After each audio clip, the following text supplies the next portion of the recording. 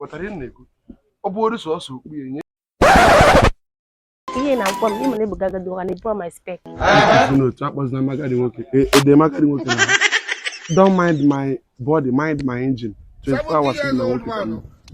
Mmenye gị test need. Ịghọta ihe agụ je ire dị ya na mbọ adịzina echezina maka agadi nwoke. Mkpanite weghị na ịya like ya. Ịya like ya. Mmenye gị ihe ịchọ. Mmenye gị just meri me. Ọkụ ime otego nrọba gị ya. Ọ bụ ụdị sọsọ okpuye. Ọ bụrụ sọsọ okpuye. Mma dị happy. Pụtara ihe na-ekwu. Ọ bụ ụdị sọsọ okpuye nye m ihe a. Ọgbọ m na-erikwu ya. Ọkwa anyị nwa bụ ihe mara style road model. Good afternoon. Fine girl. Nke na-emekwa na wetu mpa mmadụ do na. Emegide ya agadi nwoke a nwụọ n'Enugu isi. Hapụ onye a ka anyị nwapụọ.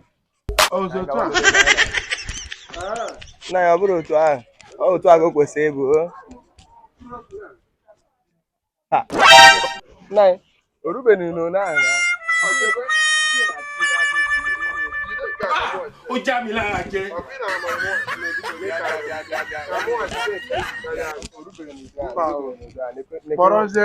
Mba biko